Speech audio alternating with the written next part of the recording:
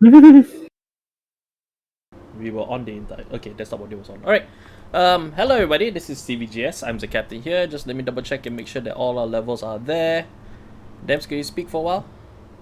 Testing, there you testing, are. 1, 2, 3. Yes, I knew I forgot something, which was some music in the background. So Oh yeah. I hear myself laughing that. Oh yeah, I forgot to mute that. Sorry. Just check everything. Alright, just inserting some music. But yes, hello everybody, this is CVGS. I'm the captain here and I got Dempster. Hi. And welcome to our discussion streams for week 6 of Overdress. Dems, can you believe that we are actually like 3 weeks away from Overdress? Well, maybe not the deck that you're picking up. Yeah, maybe not the deck that you're picking up, but you know. It's still surreal though. It's like Overdress is coming very, very soon. In less than a month. Yep, less than almost less than a month, and everything still seems like it's shrouded in mystery. Always the case, so. But that's the beauty of something like Overdress right now, especially with upcoming news. Because I remember when Stripe was a thing, I think similarly news was just as like it's trickling in nicely at a comfortable pace. That keeps us that keeps our appetite kind of wet for what Stripe's coming out, in this case Overdress as well. At the same time also we're getting enough to kind of like satiate us for the week. You know what I mean? Yeah. Absolutely. Yeah, So while we wait for everybody to filter in, also let's just go over some quick news actually, because they did release a card earlier in the day. This one is actually for the Stoicheia deck, and its skill is that continuously with 4 more other rear guards, this unit gets plus 5k. So happy to catch a live stream. You guys are awesome. Thank you, Haruki Natsu. Hey, thank you. Thank you. Appreciate the compliment over there. So while this isn't big actually, but to me when I look at this card, right, it really hints more towards Stoicheia's capabilities, which is Magnolia itself can actually give units in the back row the ability to attack from the back row. Of course, when Persona Right is available, if Persona Right is activated, instead of 1, it's actually 3 units, which is actually super big. You know, we never expected Aqua Force to be a thing, right? To Stoicheia, in a sense. Actually, I kind of half expected it because, but I didn't really know how they would do it. So being able to attack from the back row is it's a welcome addition lah to Stoicheia. And Jello Potato. Yes. Yeah. So we've went into this, right, thinking that Stoicheia was 100% like gonna be you know, like great nature, because it looks like it's a great nature, so it's probably gonna do great nature stuff. Turns out not the case actually, because the ace itself, right, while the great 2s and great 1s, let me just pull them up if I can quickly do that. The great 2s and the great 1s, right, were very great nature-ish, because of the fact that you know, when rolled upon by the specific grade 1, grade 2, grade 2, grade 3 rather, you know, you open the top of your deck, and if it's grade 2 or less for this particular card, you actually can call it to Regard Circle, otherwise it goes straight into your soul. Yeah. It does call back on what Great Nature did in the V series. Absolutely. So, and the fact that Magnolia themselves actually, oh, you know, you get a back row. I remember when we saw the reveal on Twitch, when we saw the reveal, right, that the Great 1 has the ability to attack from when this unit attacks from the back row regards, you know, it gets plus 5k. Then it's like, oh, that's big. Yeah. That means this is gonna do stuff. And as it turns out, the stuff happens to be quite big. Exactly. Very big also. Just to reiterate the skill for it, so the skill is that at the end of battle, this unit attacks by counterblast 1, choose one of your regards, and for that turn, that unit can attack from the back row and gains plus 5k. If Persona Right has been activated this turn, instead of 1, you choose 3. So basically the entire back row. Yeah, so it gives you a lot of opportunities on whether you want to put boosters at the back for bigger attack, or grade 2s, or even like, you know, attacking units at the back for more jabs. It gives you the versatility of wanting to either jab your opponent or just give him a straight wall bash. Yeah, absolutely. It's entirely up to you. Hello Kaio, welcome to the stream. Hello. Haruki says Stoicheia for sure the most technical out of the starter deck so far, while all other starters reveal much more new player friendly. I guess because of monthly wise, especially since Keter Sanctuary, Dark States, and and Dragon Empire. At least for these first three, right, on the Japanese side, they have been released first before the other two. So with that said, right, there could be a strong chance that Brand might be a more technical kind of play, which is right up your alley actually. Yeah, it is. But also think back to the fact that Stoicheia is a combination of all clans from Magallanica and Zoo. And these two nations, right, each have a clan in their respective nations that deal a lot with strategizing. One being Great Nature and the other being Aquaforce. So you actually have to expect a lot of big brain plays when you're playing Stoicheia. It's definitely not beginner friendly. Well, I wouldn't say it is 100%, but at least it involves a lot more thinking than, say, Dragon Empire, for instance. Not to undermine the fact that not to undermine that that people who play Dragon Empire are like people who just want to. No, it's but not the fact remains is that the technicality of Stoicheia is the requirement is a lot higher compared to the other nations, and I'm hoping that Brandgate would be something similar. Yeah, I think Brandgate might be similar in nature, but I wouldn't go out and say that this is like pure technical capabilities for the deck itself. This is still rather, it is a start deck, so this is still rather friendly towards new players, especially if they got into the game because they like the art or they like the play style, so on and so forth. Like it is technical, but it's actually a very, very like not too high of a bar. Like it doesn't have a high learning curve of sorts. So it's just like compared to the other nations, like it requires a bit more brain power, but essentially it's still a start deck. There's a lot of things that they're holding back for now. Absolutely. So Dems, if you don't mind, right, can you check the message, because I think Leon sent something to you, so just to check. Just to let everybody know, unfortunately Leon won't be able to make it to our discussion stream tonight because he's settling some other stuff for our channel at the moment right now, so he sends his apologies. He won't be able to join us tonight, but hopefully he will definitely be there with us next week, and he's always around, so be sure to look us up on Discord. We're there most nights. You can usually find in there. Just add us and then we'll come and answer you. So that's just pretty much how it works. Okay, I'm just sorting out the background music because we wouldn't have the same thing looping over and over and over again. Okay, and shuffle. Yeah, there was a bit of a technical issue in the office, so he was checking. Yeah, not to worry. So right, Fabrizio, welcome. It kind of resembles the nation itself though, right? Being the most intellectual nation. Well, yes, it is. Yeah. It is supposed to be the most intellectual nation, given that the Great Nature University, law-wise, is actually part of Stoicheia in a way. So, immediately start playing the music. No, that's not a good thing to start off. There we go. A bit more Royal Paladin-ish. So, now, speaking of Royal Paladins, let's talk about Keter Sanctuary for a short while actually. So, because Keter Sanctuary, it is confirmed that there are 16 grade 3s in that deck right now, and we know why, because of the fact that Keter Sanctuary Bastion's ability is that it gives all grade 3s plus 2k during the turn, and then when a grade 3 is revealed, at the end of your drive checks, right, when a grade 3 is revealed, by discarding one card from your hand, you choose one of your rear guards, and it gets plus 10k. Standard and gets plus 10k. My music keeps crashing. I got to find something else too. Yeah, I don't know why it keeps doing that. So, but probably because of usage-wise. Oops. Sorry. Hopefully you guys didn't catch much of that. There we go. We got some music here.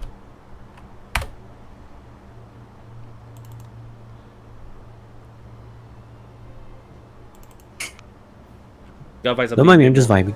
Yeah, we just need to vibe. So, right, there we go. Finally got it. So, so talking about Bastion, the fact that this one is revival on grade 3s, we kind of had a suspicion that it was revival on grade 3s. This is kind of expected, but what was surprising to us, especially when it was revealed, was how quick this could actually be popped off. Actually, because if you watch my recap videos, right, we've always talked about turn 7. We've always been talking about turn 7 because that's where you get like the persona rights. That's where you'll be able to activate abilities like Final Rush and maybe even Overdress to a certain extent. So for this one, right, turn 5, immediately once you hit the grade 3, right, as long as you have the card in your hand, obviously you have that, then, if you drive track at grade 3, then you'll be able to stand one of your rear guards, actually, so, which is actually quite niche. And we joke about it, right, but we joke about it a lot. it seems that the gimmicks for clans, right, are actually kind of like crossing the borders and just staying in their new homes. Illegal immigrants? Yeah, like we were talking about how this seems like a very darkness kind of skill. When we got something Nova Grappler in like Dark States. Yeah. Yeah. Which is hilarious actually, so to see that such a thing is a possibility. I think the music is a bit too loud on my end, so but what do you think about Bastion so far, Dems? It's on. Okay, if you ask me, right,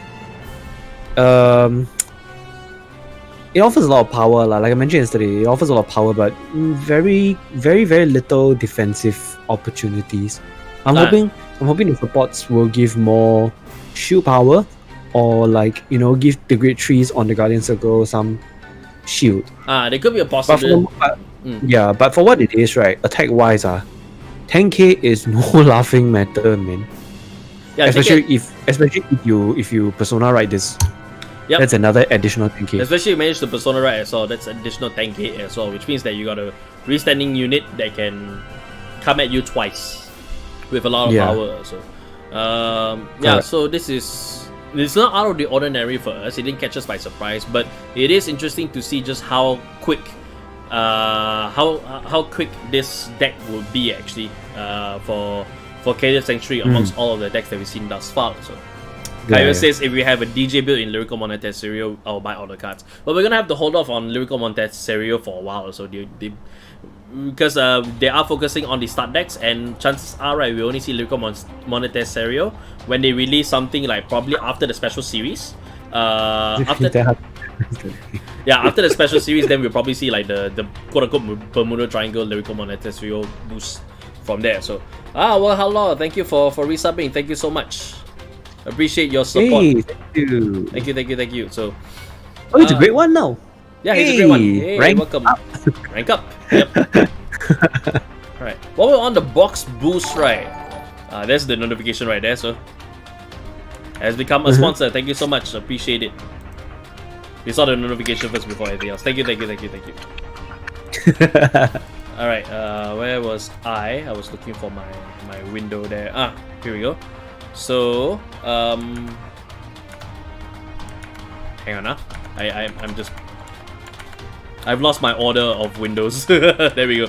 Got it ready. So right. So while we're talking about the booster, right? They announced that the special series booster will have like 9 new cards with a lot of reprints in there, and one of the biggest ones that we got from the BT, we got some news from the BT over the week, which was the introduction of the over double rare, which originally this scared us. This scared the hell out of me, because it's like, wait, why are you introducing a new rarity? What the hell is going on? Like, why are you doing this? It turns out, it's an over double rare, which means that the over triggers are actually getting their own rarity, which does not break actually break the box boost. Actually, in fact, it kind of like enhances us getting the core cards, because the over trigger itself is very like I don't want to use the word niche, because that's not the right word. For competitive wise, right, it's a must get, especially with skills like when additional abilities, stand your Vanguard, stand your Vanguards.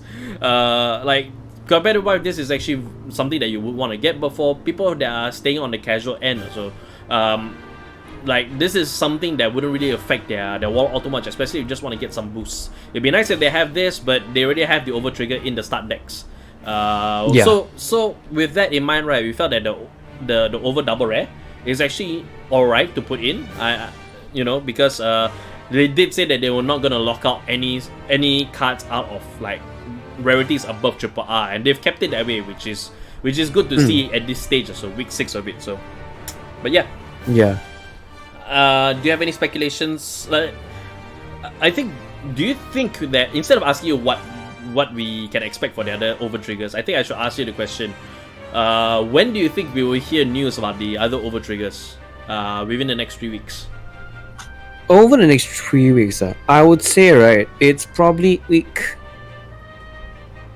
8. Week 8, huh? Yeah.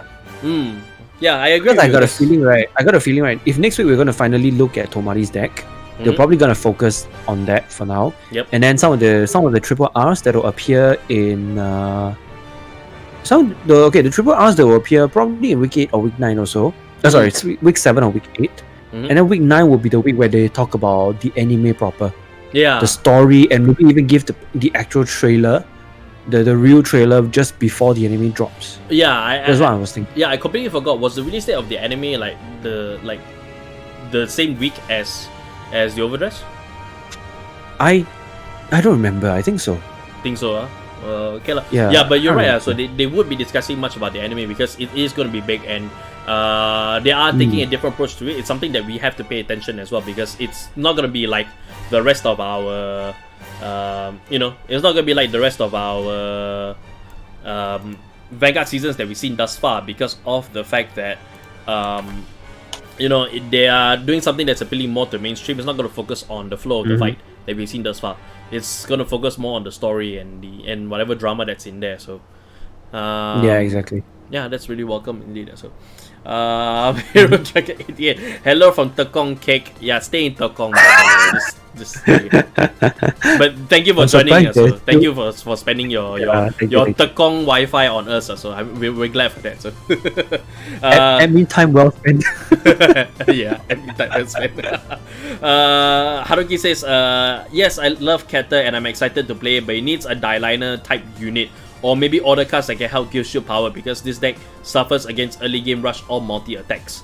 Yes. Especially since the deck incentives, the right deck incentivizes the player starts game with at least 3 great trees in hand. Yeah, we actually completely agree with that. Completely 100% we agree with that. So Kaio says that the first episode of the anime is actually 24th of March. Oh, exactly. So a month it away. is on the Thursday. So probably week 9 we will hear news about the anime. So they're gonna hype up the anime as much as possible. So actually that was actually what I was getting at with Keter Sanctuary, because we still don't know what the order cards are, and there's a possibility that the order card could give like the ability, especially since there's speculation that there's going to be field order cards. Maybe the order cards for Keter Sanctuary will be a field order card whereby all great trees get shield power. I do agree with that. So there is a possibility, because order cards, while they have been shown like they can do some stuff, but they haven't said anything about any field order cards, which has been speculated by a lot of people. That it's going to be a thing. So if there's a chance for it to appear, likely we will see it with the Keter Sanctuary order card, because that's where it makes the most sense for your great trees to have the 10k. Because if it's an order card, then unless it says until the end of your next turn, until the start of your turn, then you get the 10k plus shield lah. So unless it says that way, but if field order cards are gonna be a thing, I think that will be the route that they go with. It'll be Keter Sanctuary that will have them. So most likely yes. Otherwise, this news is actually, as mentioned, it's full of Overdress news that we've seen thus far. Because they are done with the clan selection. It's finally out. Clan selection volume 2 is finally out, so they are focusing on this.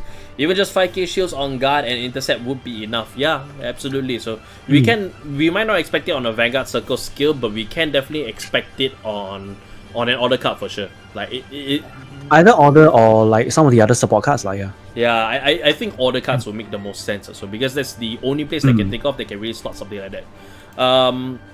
Kai also mentioned, I think we should point out as well, that in the demonstrations that we've seen on stream thus far, right, the triggers themselves actually has skills. Yes, they do have skills. Triggers has skills. While it is confirmed speculation at that point in time. So, but what do you think that those skills might be?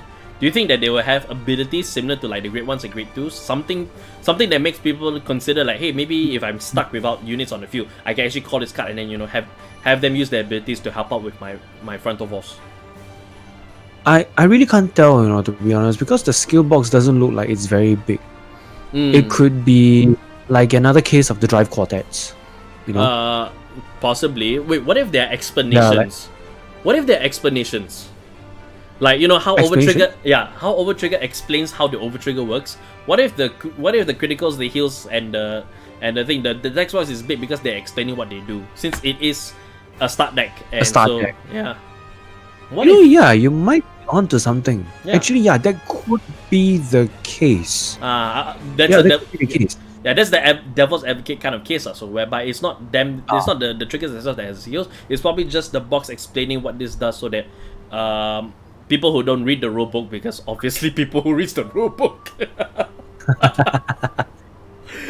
Yeah, so if there are skills, we're not ruling that out. If the skills is awesome. If there are actual skills on it, right, my money would be that these triggers not only do have the high defensive capability, but I think they will have the offensive capability. So they'll be like similar, like say we take Stoicheia, you probably can have a heal trigger, the critical trigger, right, the front trigger even. If they attack from the back row, they get plus 5k. Like that could 100% be a possibility that if they are introducing skills into triggers, that could be the case. That's one possibility. So Haruki says, I'm hoping more defensive capabilities. Maybe you should Soul Blast and gain additional plus 5k shield on trigger or some kind of help cost regarding. Yeah, as I said, I believe the order cards might be the way to go, because certainly it cannot be. We already see what Bastion does. It cannot be on another grade 3, because the secondary grade 3, right, would be something that is will be something that be generic. It's kind of like helping in the rearguard side also. If you want to have something like that, if you want to have a skill on a grade 3 like that probably be beyond Bastion already. We'll probably be looking at some BT stuff from there. So absolutely. So. Yeah.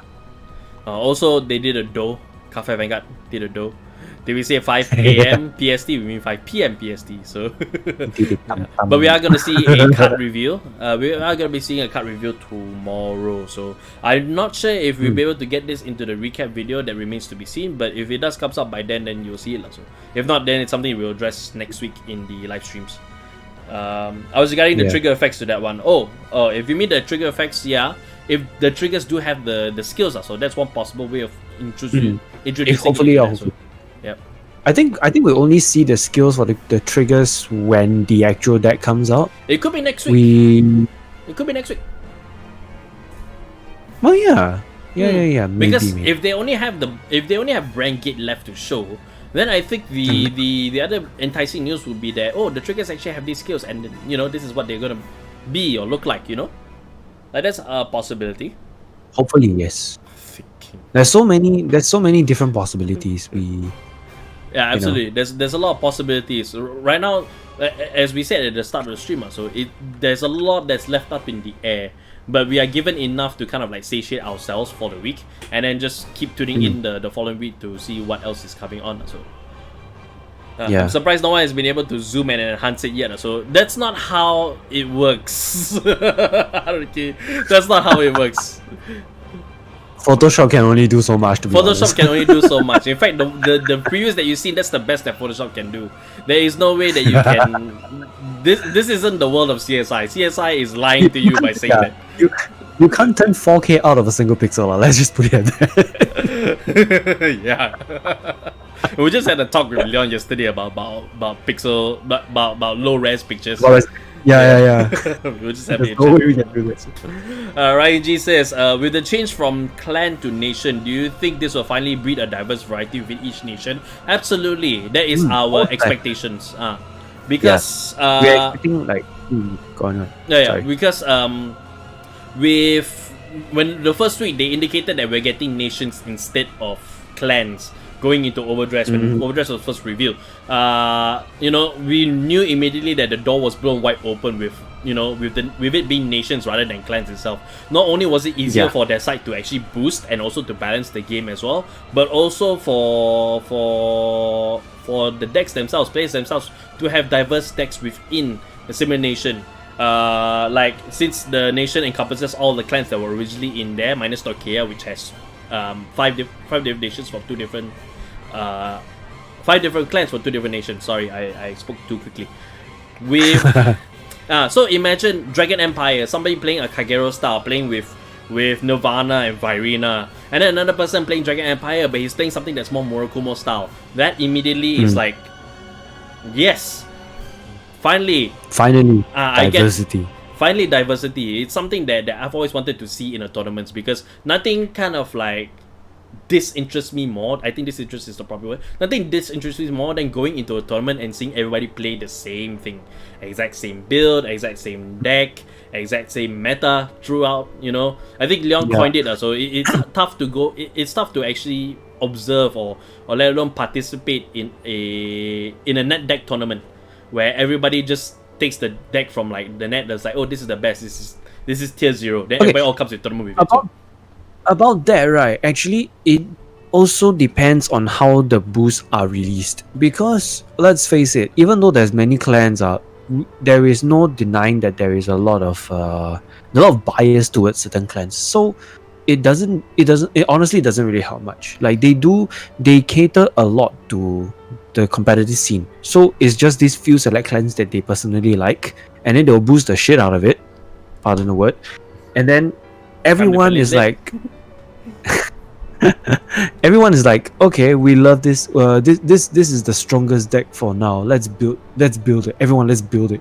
But things won't change, right? In Overdress, unless they do something about the boosting. That means, right, they now have less things to focus on. But if they're gonna focus, if they're just gonna focus on nation and then give like different clan mechanics, previously different clan mechanics into each different nation, right? And not overdo like maybe one or two of them.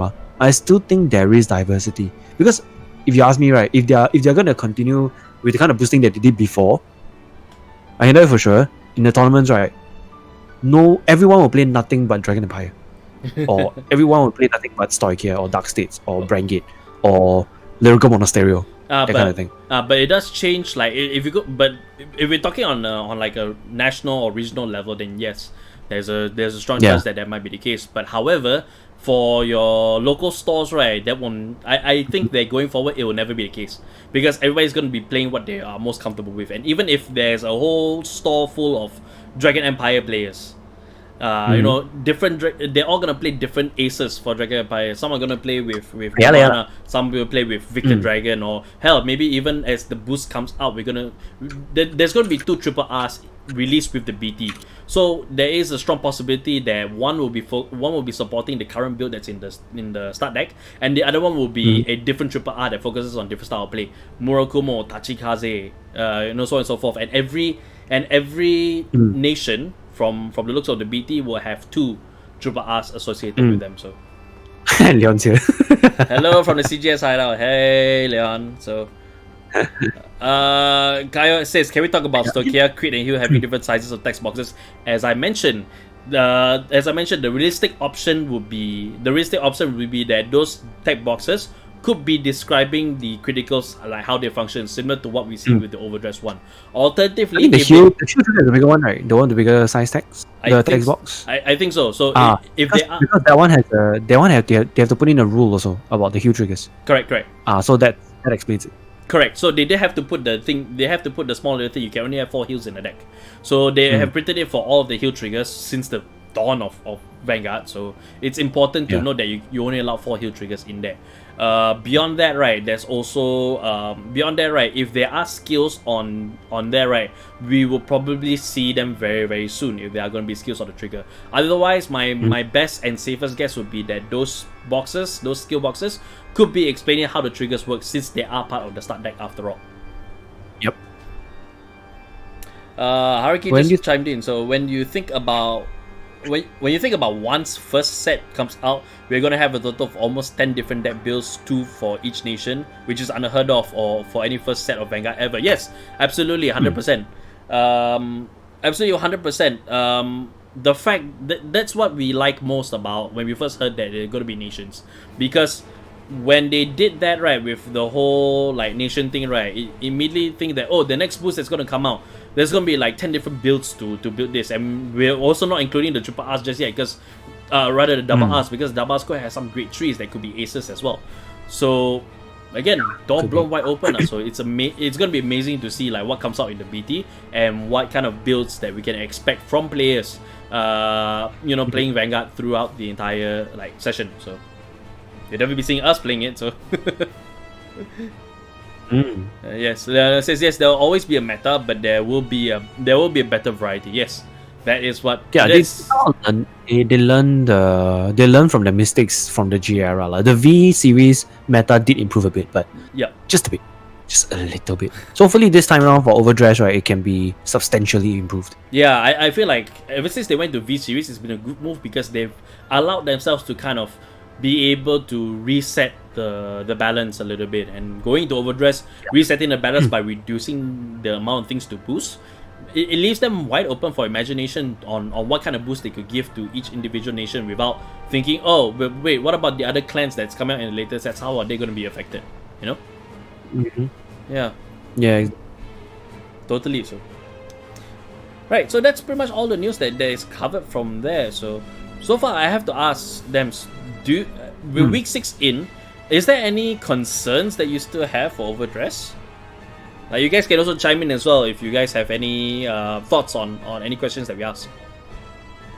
Okay. Honestly, for now, it's not really a concern per se lah, but I'm dying to see Brangate. Hey guys! I'm really dying. I want to say, hey guys, for once, and actually mean it, you know. Yeah, we totally want that to be absolutely a thing as well. So, we'll definitely be seeing it next Tuesday. It's gonna be very exciting for you. So, yeah, for me, I think concerns wise, right? I think right now I just want to see what is gonna be the lay of the land once the BT news starts coming in. Because I think the BT news, right, is really what will really define like what's going to be happening to Vanguard going forward from there. Correct. Yeah, so I think once I start seeing the BT stuff, maybe that's where I can get my mind at ease, or it will probably either lead to another Grind My Regards videos, depending on what the hell that they have done. But, you know, I have faith in our Vanguard Messiah. That's not going to be a thing. So. Raiji says, Rob rotation like other TCGs. What are your biggest fears for Overdress falling into power creep? What do you think it could realistically be done? Honestly, power creep, right, in every competitive game, right, there's always going to be power creep. There's no way of avoiding it because they want people to be investing into the newer sets. If the newer sets, right, either matches or doesn't trump over the previous sets, it's not gonna sell, and people are just gonna stick with Old Faithful because, you know, it's just as good or not as good as the latest one. In terms of power creeping, right, the way that they can realistically do it, right, is introduce it at a steady pace. You know, don't make the older cards obsolete so soon. Like the problem that original Vanguard, the G series and before that, the problem with those sets, right, was that, right, you always have to get the later sets in order to keep up. Even with V also, it still is a thing. If you don't have the later sets, you're lagging behind. You can't do a lot of things to fight against or to even match up to those decks that were out later. With this in play, right, if you want to realistically handle power creep, you gotta introduce it at a pace whereby the older cards are not obsolete immediately once the boost comes out. Like, give it like two boosts worth. Like, give it about 2, maybe 2.5. Then I'll introduce. Say 3. I'll say 3 might be the best also. Like, give it 2 to 3 boosts, and then after that you introduce something with a slightly more power so that people are buying into it. Not too much power that the previous sets cannot keep up, but enough that it, competitive wise, it gives an edge for people who are investing into Overdress that late of the game. So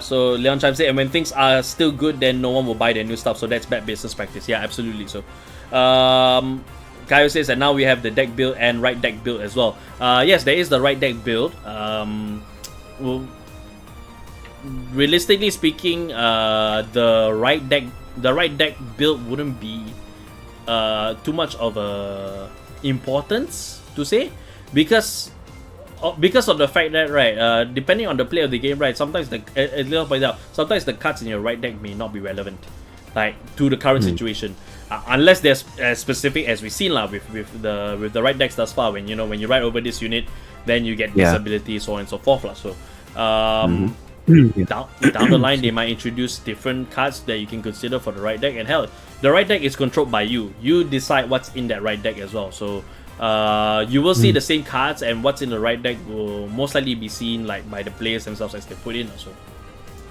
Yep. Haruki, just more guarding potential and games going a bit too fast. Oh, just more guarding potential and games still going a bit too fast. I think Vanguard wise timing. Like it. Yeah, I think Vanguard wise timing wise, I think it's still about the same. They're either like 5-minute bouts, depending on how fast you play, or they are 25-minute slugfest, depending on who doesn't want to die. yeah, exactly.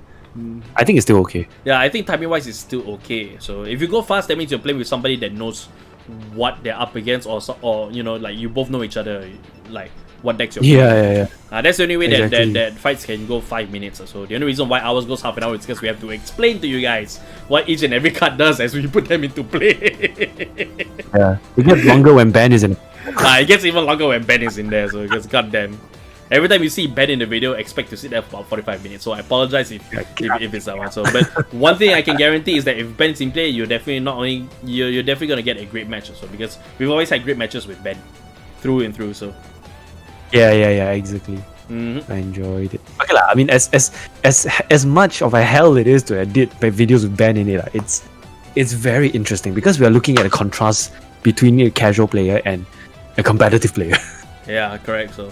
Fast is mostly because or like two competitive decks. Yeah, Leon chiming in saying fast is mostly because of card design issue, then guarding power, to be honest. Also, yep, absolutely. So it's not a matter of whether a opponent can guard or not. It's how much you know each other's decks that the game goes fast. So yeah, that's usually the case also. Ryan G says, would you think that they will introduce BO3 with Overdress? Oh, best of 3. Do you think they will introduce best of 3 with Overdress? 3, yeah. Honestly, no. No, I think the format wise. Honestly, if you ask me.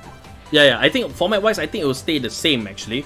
With best of 3s only being in the later stages, because you gotta remember there's thousands of players that are attending every Spring Fest, every qualifiers for tournaments, so they can't do best of 3. They can't really do best of 3 because that will take more than the weekend. Like that will take 2 weekends. And Bushiroad wants to be as frugal as possible. That's a joke. That's a joke. I don't mean that any means whatsoever. Please do not take that out of context.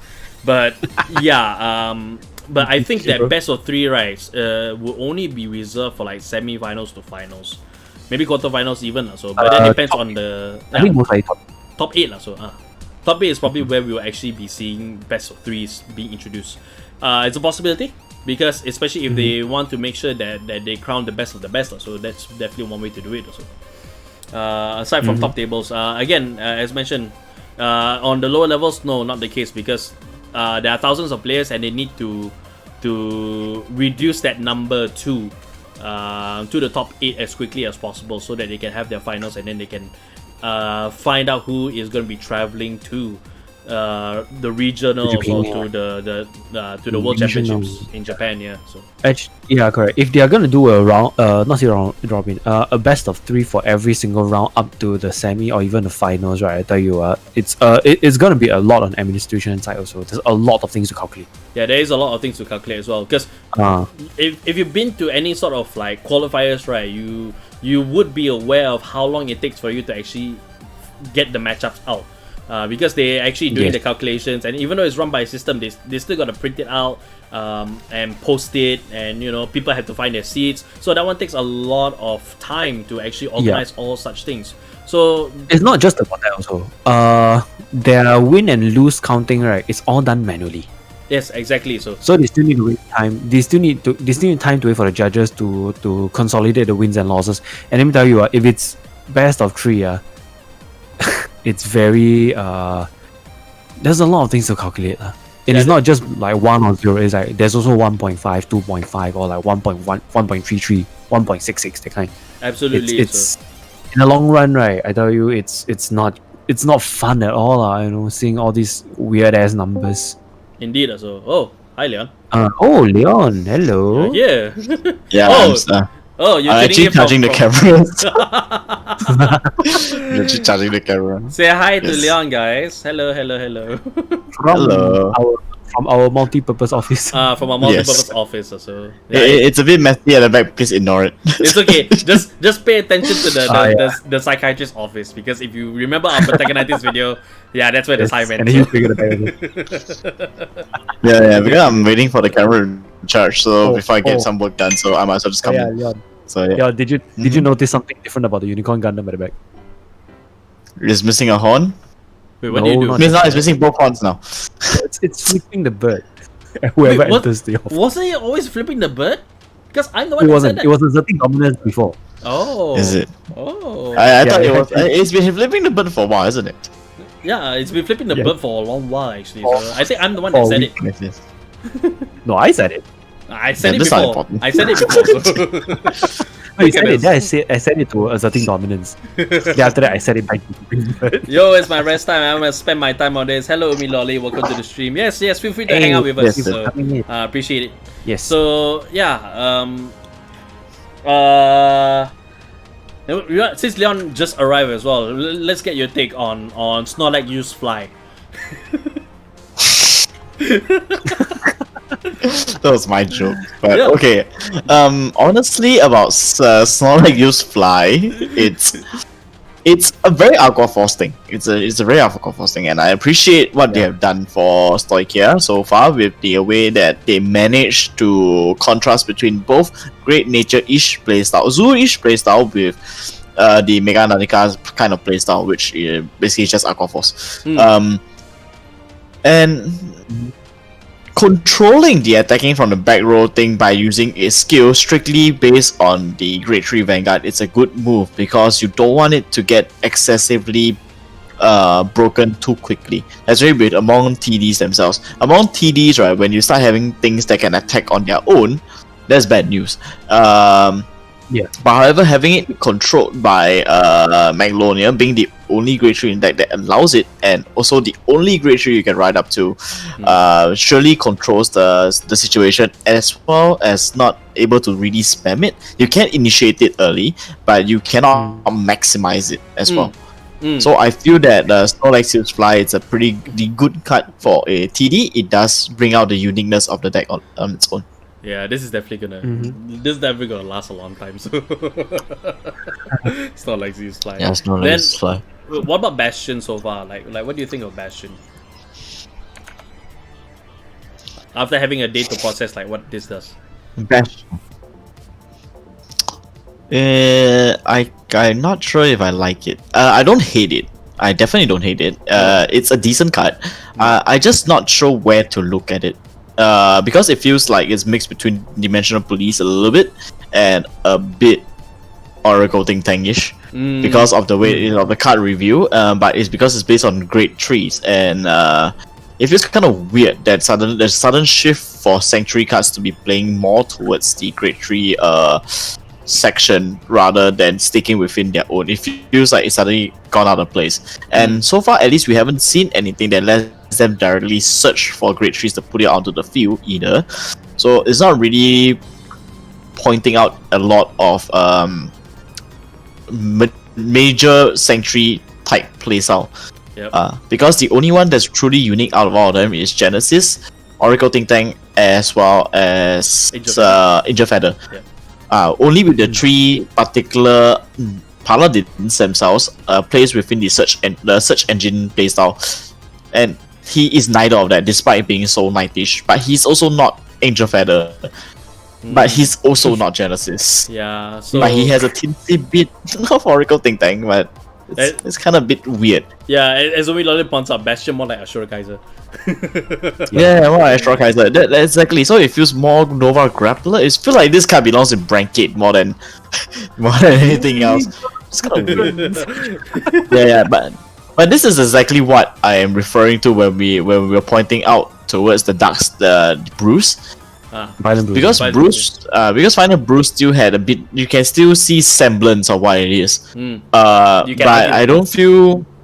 Yeah, but however, Bastion feels a bit out of place. The entire deck feels out of place. Even though it's like, you review a number of victories, you review, then you review again, just like Oracle Think Tank, and then suddenly restanding Vanguard where you check a Grade 3. It's just like, is this Oracle Think Tank? I think for this time round, right, while they do want to keep as close to the previous clan mechanics as possible, they are also exploring new things. I think that's why certain things don't seem to match up with whatever nations they were previously in. Yeah, that's my only way of reasoning about this one. I only wish that I have enough knowledge about Papers, Please to make a joke about it. Of what? Papers, Please. You know the game Papers, Please? Yeah. Glory to Arstotzka, yes. Yeah. So. I need to play that one day, man. The Morikawa. Morikawa will thrive in Overdress format because, you know, he has the right. He has access to the right deck now. He doesn't have to. Imagine he's the motorcycle guard, the security guard. like what's his name? Ushio in 5Ds. He was actually the something like brainwashed, not brainwashed. They got brain effed by Yugi in season 0. He also brainwashed. He decided to be a security guard. Correct. Kyle says that until now in playtest D era games are quick because of the low shield, so I can see best out of 3 games. So again, it is possible, but again, you're still cutting thousands of players. You still need to cut thousands of players down to 8. So having them early, they still might not have the time, even if games can end rather quickly. So, but again, as we've seen in Vanguard, matches can last as quickly as 5 minutes, depending on whether both players know what they're up against, or it can take as long as 25 minutes, depending on who doesn't want to die. I made that joke, but that's really a kind of like a serious statement to say, because when luck is part of the game, so that is really what can extend the game to as long as 25 minutes. And this is coming from my competitive experience between things like Battle Spirits, Yu-Gi-Oh, Vanguard, and honestly, Vanguard can, as much as you want to go for a best out of 3 games, right? You simply just cannot, because the luck factor is just simply too high. As Cap says, the match can end in about 5 minutes just because you ride out grade 3 and twin drive 2 grade 3, 2 crits. Okay, bye, and then you're moving on already. But games like Battle Spirits, Yu-Gi-Oh, MTGs could go for 3 rounds is because most of the fights are determined based on the speed of your deck. Very literally. And Battle Spirits can end the fight within 3 turns. So does then Yu-Gi-Oh even faster, which is 1. All entirely depending on what happens from there. Correct. And so for Vanguard to go to 3 even in D era, it's highly unlikely. Just based on that factor alone, not counting the number of players. Yu-Gi-Oh! A match can end in 0 seconds because Exodia. Well, Exodia, you push my hand, Exodia, okay, bye. Yeah, bye. You win the match. You win. There's some cards that tells you win the match. I don't know, but Bastion gives me Vanguard 0 playstyle vibes or so. In a way, yes, it could be the case. It's not out of the realm to think that they've learned some stuff from Vanguard 0 and applied it to normal Vanguard, especially Overdress also. Haruki says lore-wise Bastion fits because grade 3s are hierarchy of ones living on the island in the sky, while all other grades are considered lower than them because Lore Sanctuary has changed from being united to more of a dictatorship. Yeah, Keter Sanctuary is more of a dictatorship now, and there's a hierarchy. There's those that are on the island on the top, and then there's those living in the quote-unquote slums at the bottom. Wasn't there a Batman storyline that was similar to that? No, it was Tales from the Dark Multiverse. It's one where Batman was taken in by the Elliots. It's the Batman Hush storyline. Okay. They will not know what you're talking about. No, what happened? Basically, what happened in the story is that the city of Gotham was divided into the hierarchy. The hierarchy, the high ground, and then the low slum people. So in a way, yes, this is similar in nature. So law-wise, they went that approach to Keter Sanctuary, and we will see what happens in Keter Sanctuary as we go forward. So because I think that we will see some development of law. As more units come out, and maybe it might be something that they will touch upon in the anime, because it is said that there's gonna be a story link between what we see in Overdress as well as Planet Crane. Yeah, I can imagine liking the Keter play, the character. What's his name? I can't remember his name. Toya, is it? Toya, yeah. Okay, yeah. And actually, yeah. So I guess I could come to a point of liking him because he's an asshole, just like me. So I can see where this is going, but we'll see. This welcome to the stream. To be fair, United Sanctuary was always a dictatorship. Alfred used Revengers as a hit squad. Yes, Revengers was their hit squad after Shadow Paladin came back into the fold with the defeat of Phantom Blaster Overlord. It's not a dictatorship. It's a monarchy. That's the word they're looking for. A dictator is somebody, right, that rules with an iron fist over the nation. Keter Superman. Sanctuary, Keter Sanctuary is you can consider it to be a dictatorship because of the divides between the two classes. With United Sanctuary, with Royal Paladin, you can't say that as such because it's a monarchy. Everybody likes Cave Knights, Alfred. Everybody in Cray does. I'm not talking about the real world people because I think real world people don't give a crap. But yeah, I mean it's a monarchy. It's a kingdom. So Alfred being the king of United Sanctuary actually makes sense. So monarchy would be the better word I use rather than dictatorship. So yes. Yep. So other than that, quick thoughts on what we might expect to see next week. Because here, according to this, right, I think we'll be seeing the more information about the Vanguard event. Wait, there's information for Vanguard event? Yeah, the 10 any event is 10 any event, isn't it? Oh yeah, I forgot. I think those two are the same. But we are going to be seeing the gimmicks for Brangate, the Battle Princesses finally, as well as seeing like stuff for Seraph White, or as English calls it, Seraph Snow. Wait, hold on. セラスホワイト含む3枚紹介。3枚 3枚紹介。Wait.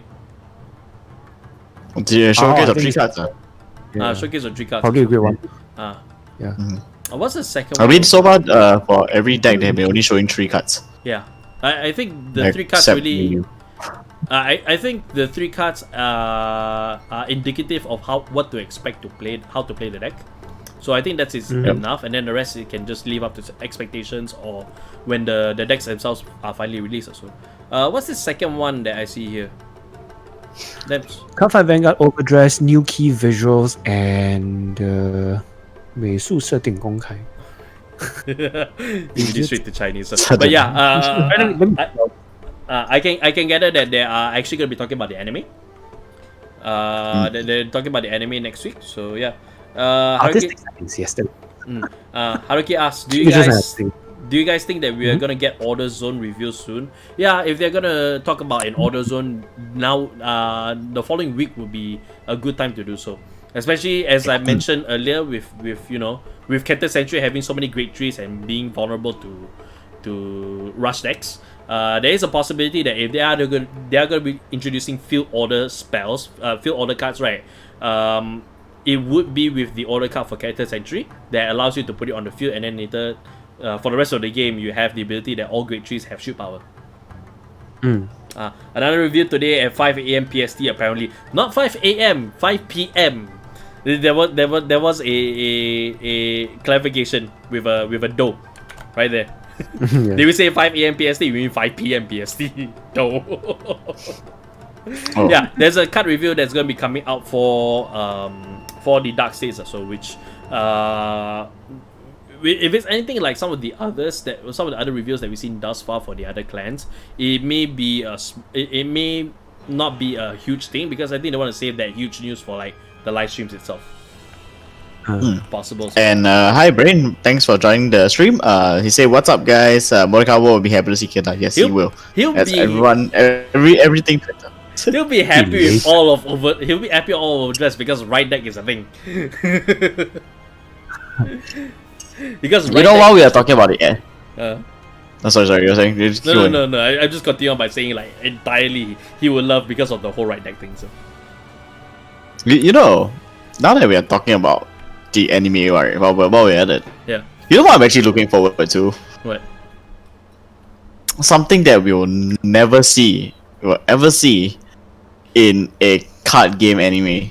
Teenage anime. This is that's one. The one of the many things that we have never got around to see is like how usually when the card game animes are usually quite cliche lah, you know. But since with the way that Yu is, I think we're gonna have a very interesting moment with Danji and Yu because it's Clem we're talking about. Yeah. And BL is not. They are no strangers to BL and stuff, and they are not. They are not tied down to hide anything. That's all. I mean, have you watched Keter Sakura? It was so prominent. They just don't say it. It was right there in your face. I don't say it. Just there. They did say that the anime is gonna cater towards a mainstream audience, and yeah, I should not expect something like that to be off the table. So yeah, especially with the way that especially with the way that Yu is presented as well, being cross-dressed the way that he is. So yes, it'll be quite interesting to watch. And it'll be even funnier if Yu turns out to be actually a female character at the end of it all. Yu turns out to be like it'll be one big roller coaster. I don't know. As you say that, suddenly I'm more excited to kind of see like the direction that they'll take the anime to, just to see like what would they be willing to do to take this former kids show, this anime show, and take it to a whole new direction that is, that no longer has any sort of barriers with the audience that they are showcasing the anime to. So. Alright, place your bets, everyone. What kind of ship do you want to see in Overdress? Everybody start selling your ships. Start selling your ships. Alright. Oh, now on your phones. But now on your phones. We'll see. We'll come back to you guys by the end of the first season. See who has who is getting closer towards that.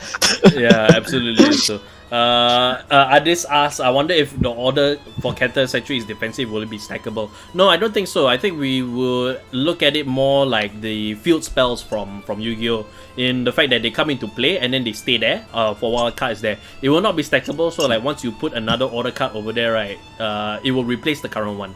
So I think that's how they're going to be approaching it also. I think so, yeah. Is it just me or is Yu-Yu's main card looks like Chrono Jet but red and Mega Colony vibes? We called it, fans have been calling it Victor Dragon for so long because it has the color scheme of Victor and it looks like it looks like a dragon, so it's like Victor Dragon. That was the fan name for it still.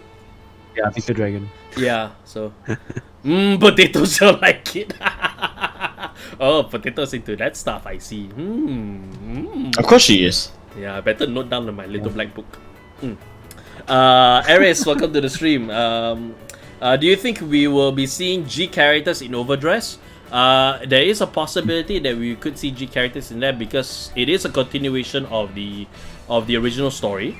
In terms of seeing Chrono, Tokoha, and Shion, there is a likely possibility. But I think right now what they want to do is they want to focus on these current 5 characters that is presented to us at first. So. Yep. Adis, it's interesting that we have 2 seasons within the year. We have 2 seasons within the year? Oh, right. Yes. It's kind of split into 2 parts. Yeah, it is also. I think it's because animation budget is quite high and it's Clem we're talking about. So. It is Clem they're talking about. They paid a lot of good money, so I think that's where all of our I think that's where all the money for Vanguard went to. Oh no, all the money to Bang Dream went into paying Clem for this, so wow. Okay, let's see now. Yeah, Samuel. Yu admits that he's like being a first female trans card game protect. I wouldn't call him trans because he is not there.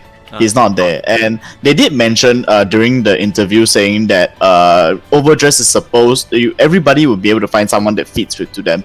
So with this approach, right, I feel that they are also trying to get people who are self-conscious about their gender in some way, to be able to be part of a card game universe sort of thing because of the representation. I think this is kind of also what they're trying to go for.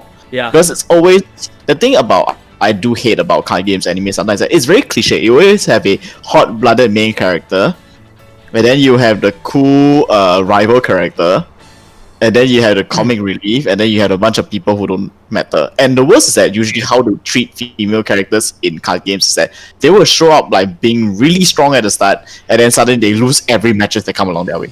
And also sex appeal. So yeah.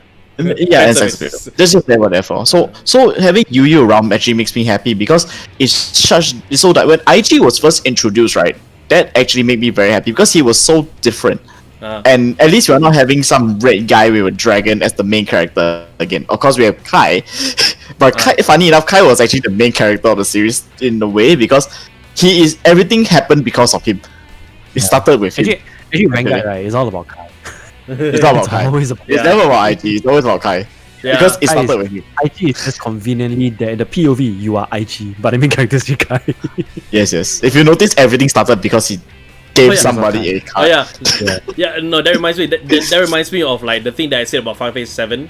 in general. Like your main character is Cloud, but you know the person that started all of this is Hojo.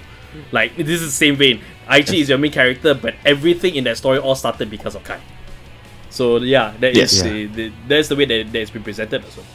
I'm not sure if Yu will identify as trans, but I think a cross-dresser, yes, also, but trans remains to be seen just yet. So that's kind of like what I want to bring up from there. So Haruki says, hopefully we'll get full card game matches on a card game show.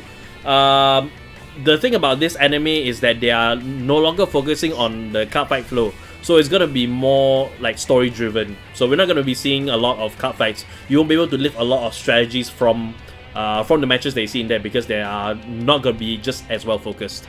I think that was what was said when Overdress was announced as the anime itself. So they didn't say it was a different universe, but all characters make an appearance. It's still connected to the main universe, but it's just that it's not taken in their time, or so to speak. Chances are, quite obviously, is Overdress will take place somewhere in the future, but it won't be a like straight up 3,000 years later kind of thing. Even in the or even on Earth, it probably just like some years later, and then something else is happening, that kind of thing. K-Cuts is happy that Yu is a trap. Maybe. Okay, just give me a bit. Just give me a bit. My mom is calling. Okay, no problem. So, just be sure to mute yourself. So, Brain says, I'm happy that we're having effects. Yep, they have effects. Illumi, thank you for joining the stream. Something tells me that the triggers in Keter Sanctuary start deck will have the ability considered as grade 3. There is a possibility if they are going to be giving triggers skills, right? That'll be one possible way of doing so. There'll be one possible effect they can expect for Keter Sanctuary. Maybe there will be the others as well. So, trigger effects, guys. Yes. Didn't they say in a different universe, but all characters may make an appearance? Yes, they did say that all characters make an appearance. So we'll talk about it. Aris asks, guys, who is your favorite waifu in Overdress? Dems, 1, 2, 3. Tomari. Yu. No mistake. Yu, best one. Yep. Let's all admit it lah. Danji is best girl in this one. Yeah, Danji's best girl. Danji! He's the true best. It's fuchsia, it's maroon, whatever you want it to be. It's also different fight if you're internet as well, so... Yeah, that's Oh, I just realized something. Danji's jacket, right, kind of resembles the one that the Tekadan members wear. Yeah, exactly. Maybe reincarnated. Yeah. Danji reincarnated for Iron Blood often. Yeah. Wow. He stole Olga's hairstyle. No, I think it's like, right, he showed up on set for filming for the first episode. Then he realized, then he got a call from Bushiro telling him that, dude, we need you to come here. We've got a huge bug man waiting for him. He's like, okay, I mean, director, I need to die in this episode because I got a deal coming on. He turns out, okay, you got it. Fast game. I did entertain the idea. I did entertain the idea that the anime universe has like their own actors and such, so that's why we're seeing similar characters in the anime. Yeah, that was fun also. What do we miss here? He was the MC in Legion. Who was the MC in Legion? Kai. Kai is the main character. Sorry. Yeah, Kai is the true main protagonist. Ade says hopefully characters buy packs and addict. That's a possibility because part of deck building can also reveal a lot of character, as we've discovered. Also. As just to add on to a little bit on the Kai being the MC for Legion, I think that's only when they actually really start focusing. But if you think back about the entire story of Vanguard, right, everything had to do with Kai one way or another. Everything. The start of it all. It went down from giving the blaster blade to Brent showing up in Vanguard's in Kray's front door. Because Kai abandoned somebody and then he just stopped showing up. The entire Vanguard season was just a BL. Yeah. Don't deny, you all know what I'm talking about. No, I watched the first episodes of V and immediately I get the BL vibe straight from Kai and IG. Just from those 2 episodes, immediately I stopped watching the rest of the season because I can't get over the fact that they just had unsaid BL moment between Kai and IG, and it disturbs me to this day. So, hi, Danny. very angry, Yanto. Thank you so much for your support. Thank you. Imaginary gift. We need a chant for this. Yeah. We should get a notification on stream. There we go. There it is. Thank you so much. There it is. Thank you so much. Okay, so they rolled back to shield value because trigger size will speed up the game a lot, right? I think they did it because they started putting in skills again. I think from what I feel is that it's purely because they are putting in skills again. So yeah. Hopefully that's the case. Hopefully. Because we have a lot of calculation. Because one of the things that were because one of the things that made Vanguard during the G era really good was because at least in the earlier days, because triggers had skills until they went overboard with the stand triggers. Imaginary dragon, man. So the Genesis, but I feel bad for like the good ones. I feel bad for Inspire Yell Dragon. I feel bad for Efficient Cup. I feel bad for Lisbeth actually, you know, because of how nice their skills were, you know. But it is what it is also. But you know, I know we have a misfit like Protector Orangutan. Protector Orangutan.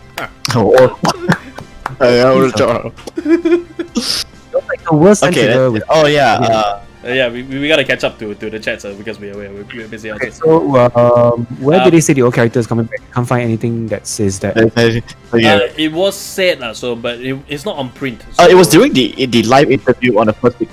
The live interview on the first week. It's just kind of like it's a passing comment kind of thing for them. More patrol, right? I think. Yeah. And I need to go for the backup episode. It's been a long time since we've seen vanilla triggers. Finally, effect triggers is coming. That's great. We got sleeves in the anime. Yes, we finally do. Finally, an anime that shows that, you know, they put sleeves on the cards. So, Tokyo Rumble art is good. King of Cards, yes. Yep. Tokyo Rumble actually looks good. So it looks better than whatever the hell they tried to do with the White Watch thing in the last boost that they had. It'll probably have important fight triggers with OSTs. Brand Gate and Lyrical Monetestrio last. What would their mechanic be? Ryan G says Branky seems to be Bushio's go-to at the lock mechanic. We did speculate that it could be a lock mechanic, but we've been like what's the word? We have our expectations defied with the rest of the start decks.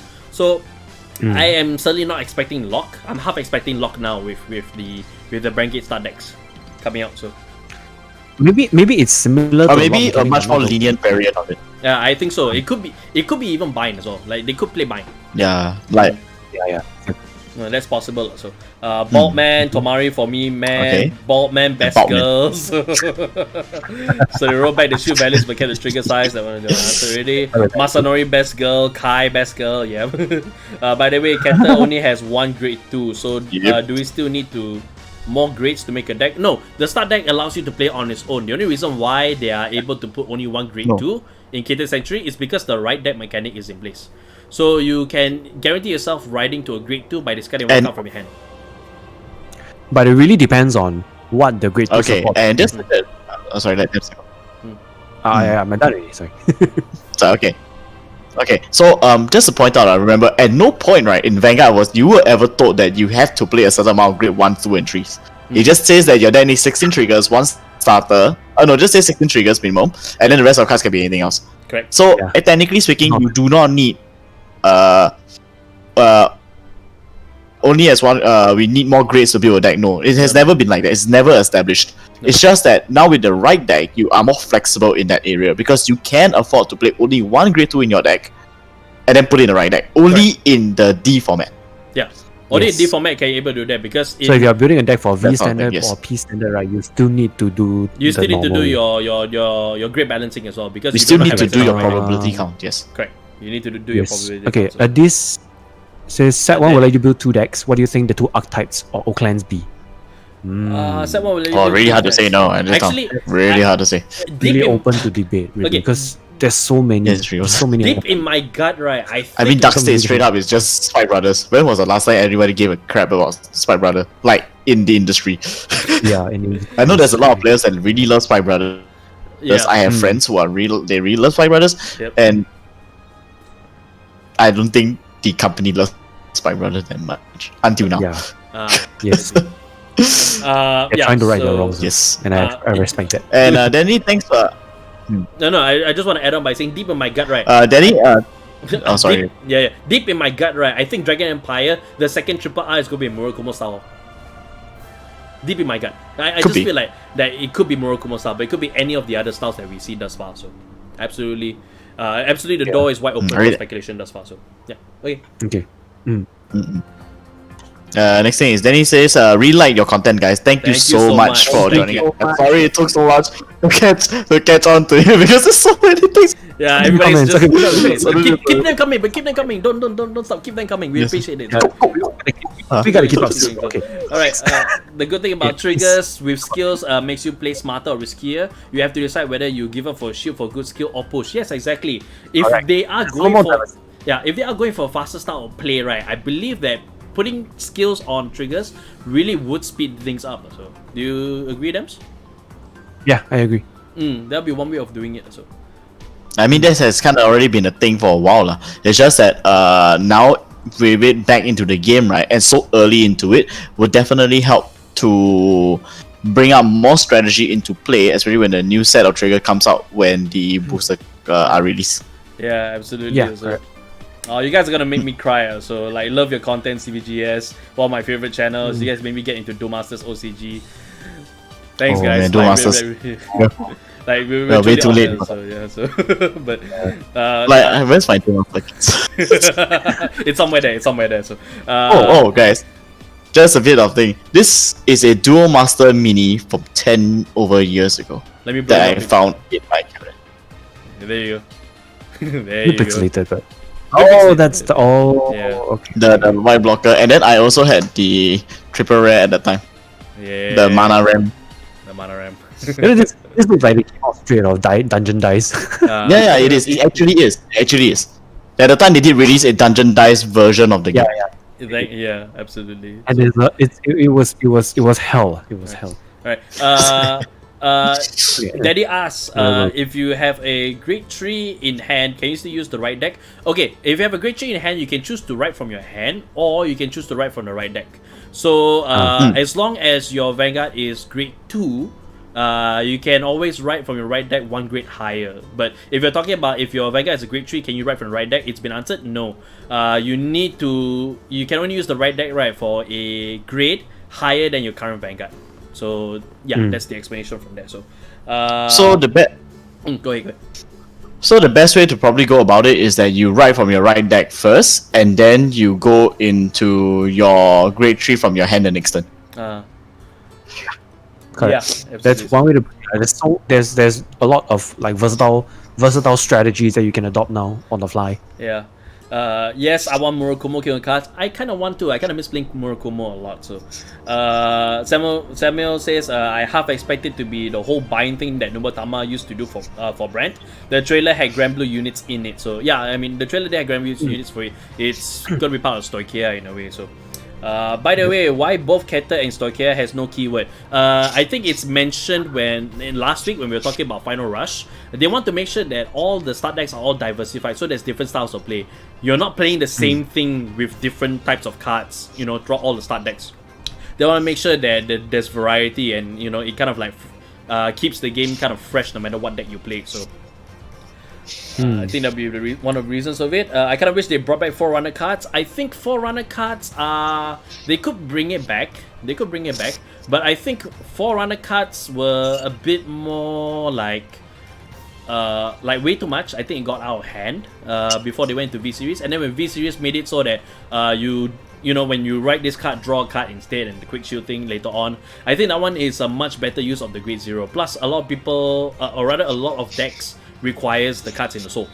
So having that one extra one, I think, is really much more helpful than the Forerunner, I think.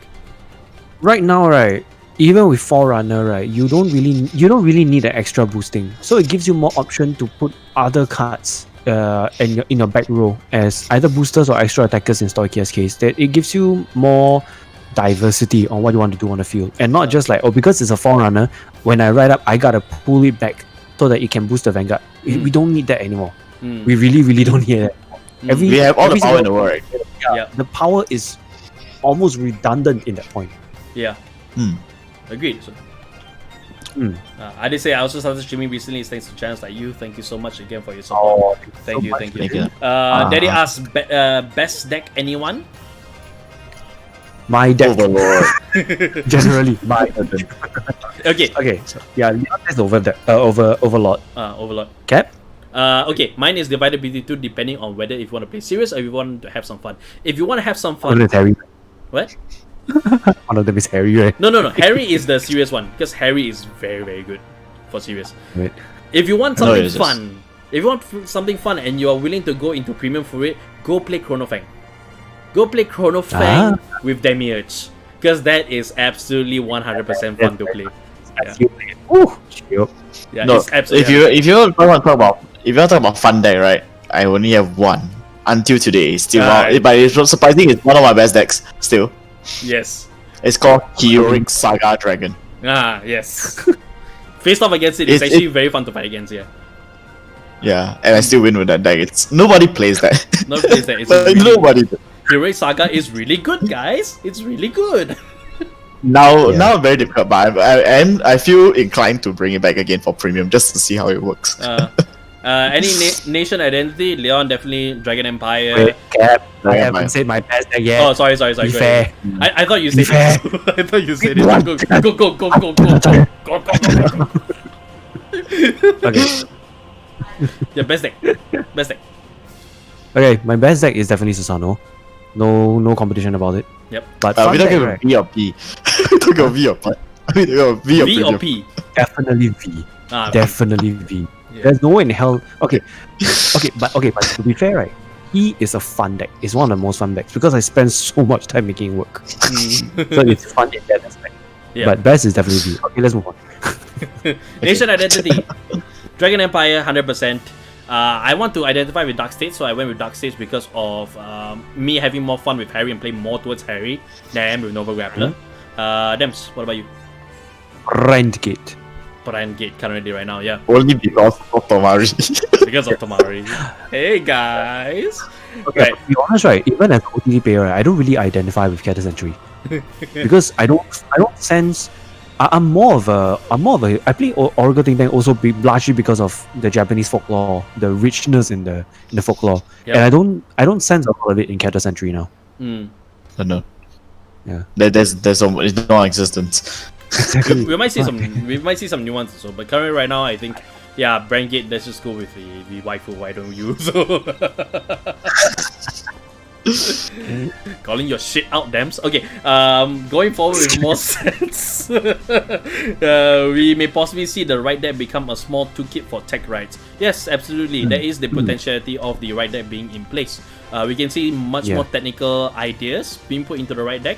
It's up to the players' choice to decide like where goes what. So, Haruki says, so at this point, do you still think Overdress will only be for Dragon Empire? No, I think I've seen somewhere before that they're going to be releasing Overdress for all of the clans.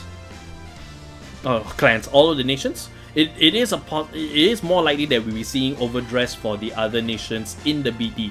So right now for the start decks, they just want to make sure that it's diversified and keeping the Dragon Empire Overdress because it's the protagonist deck with the Overdress ability. That's what they wanted to do, so. Yeah. It will not be fun that everybody will get their Overdress at the get-go, at least for the TD. It's more to showcase that the Dragon Empire is going to be more focused towards that kind of playstyle for this current upcoming set, while everybody else will be more towards a keyword rather. So the Overdress is more like an addition to on top of what they're already doing, while Dragon Empire will definitely be more focused towards that segment.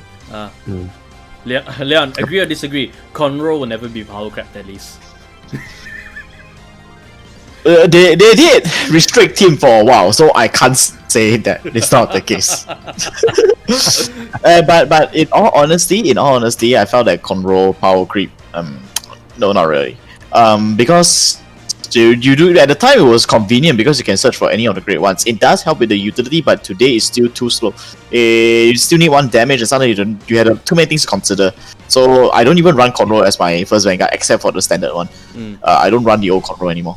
The only time that I run a Forerunner Vanguard is actually for my Vanquisher deck. Hard Rod Dragon. Or in this case, Hero Draco Kit for all my Narukami decks for premium. You want the bind for the Thunderstrike things. So. No. I want it for the counter charge at the start of the game. Yeah. That's another important reason. Because your opponent will never call anything at the start of the game against Narukami, so it's the best time to use your skill and then tap it to counter charge. It's good for that. It's very good. Also. Moving on. Ade says that if they bring evolutions to boss cards, I could see them letting you treat it as a persona right from the original form. Okay. The way that they can do that, right, I see, is that they have the skill that says this unit is also blah blah blah blah Nirvana or blah blah blah blah Violence Bruce. Yeah, that's one way of doing it, but they will have to make sure that there's clarification for such a thing as also. Most likely, yes. It has to be a skill text. Correct. It has to be a skill text. Otherwise, it'll be too easily abused in many ways. That's why it's called persona right and not. Not anyhow, right? Yeah. It's not evolution jack. It's not evolution jack. It is it is a persona right. So you have to write the unit with the same card name. The way around it will be introducing the cards with the skill. This card is treated as this card. So that's where the persona right can work. So it's either that or they introduce a evolution marker. I joke about Evolution King, but if they do introduce like an evolution marker where it does different things, I'd be open to that actually. That might actually be really, really good. I'm glad you noticed from Evolution Jack to Evolution. Slowly, I'm still getting through the seasons. I'm like very, very slowly watching through all the Kamen Riders. So. Yeah, sorry, Dems, you were saying just now? Sorry, I accidentally cut you off. Yeah. No, it's okay. I didn't say anything important. Don't worry. Sure. Oh, okay. Yeah, don't worry. Alright. No worries. They got you off later. Diana giving us eyeballs. We see you also, Diana. We always see you. Yes. Alright, Samuel says my locals has a Dantarian player that deck can be miserable to play against. Yes, if a player is determined enough, right, and he finds the right cards for it, any deck can be miserable. I mean, Heroic Saga. Yeah. Heroic Saga, Chrono Fang, Susano. If you have the right conditions, if you have the right set of cards, any deck can be miserable to play against. So I'm not surprised that somebody can come in with Dantarian and make a formidable deck to be fought against also. Dantarian, eh? King of Dantarian. King of Mars Dantarian. Yeah. King of Mars Dantarian. Direct regular. Yeah, okay, regulars. Law, that's why it's persona right and not gift. Yes, that's true. Again, if they do introduce the names of the if they introduce the clarification that by as long as they have the same name you can perform persona right, that'll be one way to work around it. So right, that's all of you guys' messages. So yeah, we caught up. Thank you guys so much for all the questions and thank you guys for all of the praises. So again, we wouldn't still be here if it weren't for you guys. So we 100% appreciate you guys for supporting us throughout all the 5 years that we've been doing this actually. So like, thank you so much. Absolutely 100%. And we are excited for Overdress and we're excited to produce content for Overdress as it comes out. So keep us tuned here, lah. There doesn't seem to be anything epic going on with Vanguard YouTube currently right now. So Vanguard Twitter rather. I'm just seeing a lot of like responses to like fake Pokemon news. Yeah. Me and Dems were talking. Okay, just to add on a little bit on the Dantarian card. Okay, I just realized who it is. I just realized who Dantarian is, and yes, I have met a specific player in CVGS that has managed to irritate the living daylight out of me with this card. Gee, I fought him too, but Yes. Let me just bring it up so that you guys can see what Dantarian is. So Dantarian's skill is continuous Vanguard Circle. When you call a Guardian, you can call a Grade 2 or greater card from your soul. You can call any number of them to the Guardian Circle. Auto Vanguard Circle, when your opponent's rear guard is retired during your turn, you may soul charge 2. Auto Vanguard Circle, when a Grade 2 or greater card is put into the soul by a card ability, 3 of your rear guards gets +5 can to the end of the turn. Yeah. You know what's the interesting? You know what's the interesting thing about playing down regulars in today's is that you can actually play three different Grade 3 Vanguards and they were all versatile enough for you to play in any way possible. Yeah. It's actually versatile enough to swap around to play. You are not tied down to whichever Grade 3 you're building around. you can actually have at least all 3 of them inside and have them to work. JJ did that to me. It's very. JJ's done that to me also as well. His follow up after that is Dev Anchor. His follow up after that is Dev Anchor, yeah. So I managed to survive. I managed to survive it. But yeah, I mean, I can see how this card is miserable to it can be miserable to fight against, because it is a very good card and a very versatile card, and everything else that plays around it, right, will work together with Dantarian. So yeah.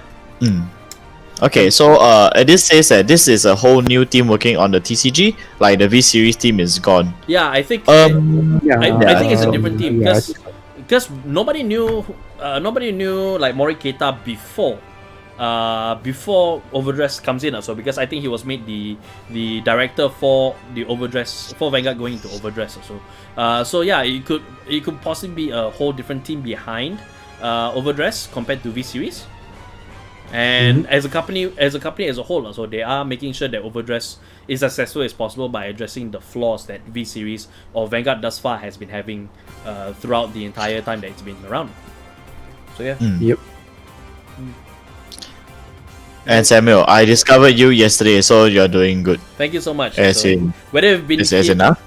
Yeah, whether you've been here just yesterday, today, or us when we started 5 years ago, so we appreciate each and every one of you that has given us your support thus far, especially with the way that we've been handling our Vanguard contents. It has been erratic throughout the years, but we are still enjoying the game, we still love the game, and we always love to talk shop about it as much as possible. And the fact that the pandemic gave us the capability now to be able to do these like live streams, discussion streams, and Bushiro for giving us the Overdress mechanic throughout as well. Like there's a lot more hype and a lot more excitement for us to get back into Vanguard and to get back into Overdress and continue to talk shop with you guys. So, and I'm glad that you guys are around for us to talk shop with us. So thank you guys again. Okay, can I say this? And Kaiser says, can I say this? I'm so nervous about the new Keter Sanctuary. Couldn't Bushiro give it something like them for DP? Yeah, we did speculate that it was gonna be DP style, or rather, I put it, wait, what if it's a what if it's a DP kind of style of play? So, it turns out it's not the case, but it does follow the same idea as Daikaiser. Again, if you're worried about if you're Envious, sorry, I misinterpret the thing. Couldn't Bushiro give something like that for DP? We'll see soon with the Brand Gate stuff actually. So we still don't know what it does. Everything is still up in the air, up to speculation. Dems is hoping to Amaterasu for like the best stuff ever for Brand Gate. Yes. Please don't make me regret my choice. No, I don't think you'll That's all I can say. I don't think you'll ever regret your choice because Tomari is there. So yeah, that's true. But remember the first time I joined Vanguard because of Misaki, shit happened. Shit happened so badly to Oracle Think Tank. I had to dig up their shit, just turn into gold. Well, no, you started with Aqua Force. You started with Aqua Force. Don't get me started. Don't get me started with that bloody thing. Okay, would you do a tournament series for Overdress? Actually, yes, we can do that. We can absolutely do that. Leon, are we still on schedule for the other tournament thing that we're doing? Okay, the other, as in the one for the Battle Spirit one? Or? Yeah, Battle Spirit one. No. That one is not doing because those guys got work and stuff, but that's fine. Okay. But I am... Okay, just to say, it's up in the air. Don't take my word for it, guys. I'm just saying, even though it's on stream, I'm just saying... Okay, is that I'm actually considering to host a online tournament for Overdress when the TD comes out for the Discord server. Yeah, so if you want to hear news about that, right, absolutely 100% go to our Discord server. You can find the links in the description box below. You will, if you want to hear news about it, absolutely 100% go to our Discord, and then you will find out news there 100% first. At the same time, also, you can also follow us on our socials where we'll be announcing such things as well. So we might even broadcast it as well. So, you know, a lot of things are up in the air, we're getting things going, and there's a good chance that you might see more stuff from us here at CVGS. Yeah. 1000%. Presented by Zaya. So, yes. I wonder what Bermuda Nation will look like on a whale. Well, you On look top of a whale. expensive. You look expensive. See, if you see a whale, you're looking at Lyrical Monasterio. Yeah, whenever you see a whale, you see Lyrical Monasterio. I just love it that they hold no bars when they really released the Miracle Story. I know that there's a better like visual representation of Lyrical Monasterio on the whale, but every time I see that, right, I can't help but look up. Hang on, Please. Can you imagine, right, during the design process, when like after Mori-san came in, right, to direct or produce Vanguard Overdress, he sees in the board meeting, right, they're all like thinking, okay, we need to come up with a design for Lyrical Monasterio. What should we do? And then Mori, because he knows English also so he told the guys, design Kujira for me. What? Kujira? Why? What's the significance of Kujira? Kujira is whale. Whale is our customer. Waiter is money. Okay, good idea. Let's do this. Customer is money. Okay, I don't know how old you guys are, but when I saw Lyrical Monasterio, I immediately think of Musashi Samurai Legend. It's a game on the PS2, and your home base is actually a palace or like a sanctuary on top of a whale, and your whale is the one that transports you to different locations. Cap. Yeah. I actually don't remember this despite finishing the entire bloody game. I finished the entire bloody game, but the whale is like the biggest thing because I spent a lot of time running around this stupid whale. I didn't even remember the whale exists. I didn't remember there was a whale. I remember the whale. Maybe because I also played it recently as well, so it's a little bit more fresh in my mind. Oh, okay. Yeah, the last time I played was at least a good 10 years ago. So yeah. Okay. I'm kind of happy that they did the over trigger rare thing. I actually agree. I actually like the over trigger, the over double rare, being the way that it's set up to be. Instead of taking up a slot in as part of like the other 10s in there, they're actually gonna be getting their own rarity, and there's gonna be one in each display, which is perfectly fine by us. Yeah. I agree with you. I like how they done it. So sure. Wait, I'm already on the Discord server. Yeah, thanks, Potato. Wait, we almost missed this. Edis has also say, how do you all feel about Over Trigger? Over Trigger, as we mentioned in a lot of our previous videos, is that we feel that it's not anything too game changing despite 100 million power, because at the end of the day, 100 million power is still only 1 damage. At least so far. Yeah. At least so far. So it's either you PG or you know that. One of the two. Absolutely. Because there is already a number that you already cannot guard to some point. So PG or no guard. What do you think? What do you think? Yeah. Like I said yesterday, it's something that is nice to have, but it's not a must. You can even win games without a single over trigger coming up. Yep. So it's okay. It's fine. It's really good. I like what over trigger does. It creates a lot of hype. Like it's gonna generate a lot of fun and hype whenever Vanguard games are played. So having the over trigger there actually adds a lot more to the case, an element of fun than the actual practicality of it. So which I am on board for 100%. So yep. Let's see what else. Potato. That whale is the best. Yep. Whale use HM fly. No, Magnolia let Snorlax use fly. Yes. You see it tomorrow. So tune in to CVGS here. Subscribe. I suddenly have a very screwed up image of Magnolia putting the Snorlax thing on the catapult. They just yeets it across the table. Catapult. That's how you think. Catapult. Catapult. This is catapult Snorlax. Catapult Snorlax. Yep. Whale use every fly. Watch out for them releasing a whale waifu deck first. Possible. Instead of mermaids, we'll see the whale first. We will see a whale deck first. Whale is their avatar. So maybe he got the idea from that lore. Maybe. I mean, but I think it's more leaning towards the joke rather. So because it's definitely not crafting. Correct. So an avatar. I remember. Adis remembers Musashi Samurai Legend. I love the Switch port. It's done by Square Enix. I don't mind a Musashi Samurai Legend Switch port, but they need to put tactics on the Switch first. Final Fantasy Tactics, put it on the Switch first, then we'll talk about Musashi Samurai Legend. Spiritual successor now, right? Spiritual successor, no, I want the original Tactics. I want War of the Lions to be on there, not on the PSP. That's half dead right now. So yeah, that's true. Yep. Ryan G, not if it's a crit plus overtrigger. I think it's safe to say that they are not gonna do a crit plus overtrigger unless it's something that is for. I think that's something for like Keter Sanctuary. He means like if you check a crit and then an overtrigger. Oh, then that over can't over damage. It will create a straight up PG or die. yeah. Both sides large. Both sides large. Both sides are now PG. Both sides are now almost PG. So yeah. Yeah, that is true. So, I can't wait to abuse the Brangate overtrigger with OG Commander Laurel. Pointless as it may be. OG Commander. Oh, actually, OG Commander Laurel with the overtrigger. Oh, wow. Don't give the players ideas. Don't give the players ideas. Yeah, it might be quite cool because it will actually become redundant.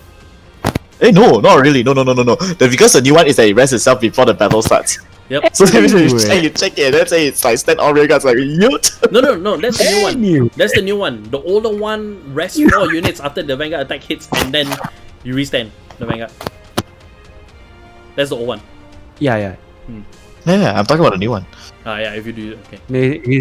But he's talking about the OG Commander, so it's the rest 4 restand the Vanguard. That one. Yeah, that's the one that anyway. he's talking about. So. Yeah, let's move on. OG no. Haruki says that the anime is gonna take over triggers to the next level. Just wait until characters check over triggers how much they're gonna hype it up. So yeah, I mean they can, so they can possibly over triggers can be a plot device. Mm-hmm. Can see that happening. Ryan G, as long as over triggers in your deck and your opponent didn't drop a PG, it's always 1 to pass. Yeah, it's always like that. As long as it's Never forget all Yes. Yes, No, something is and its ultimate sword. Yeah. When you go into a tournament so confident, it's like, and so long I have my over trigger in my deck, it's always 1 to pass. Then your opponent hits you. First damage check, over trigger. Hey, you don't take damage. You don't take damage at least. Nah. You get to. Then he also check its over. Then he also check its over trigger. Pop to the side. Wait, can that hit me or not? No, it cannot hit you. It's shot 1k.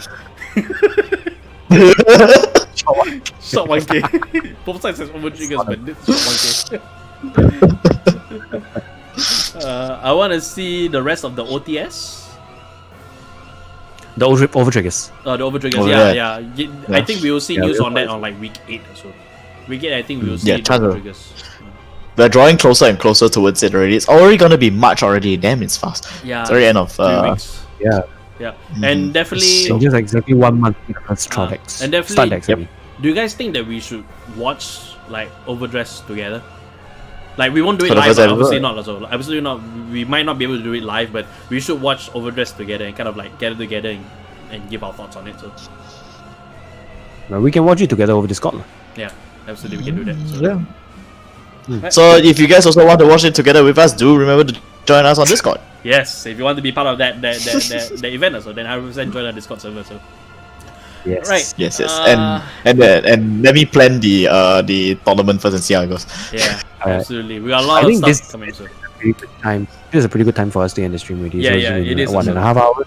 Yeah. Again, thank you guys so much for all of your messages. We appreciate you guys actually joining, being part of the conversation. Again, if you would like to see like news from us, Oh wait, hold up. Yes. Sorry. Dandy said something. He said yes. That's my video request. Which? Oh. Well, what's our video request?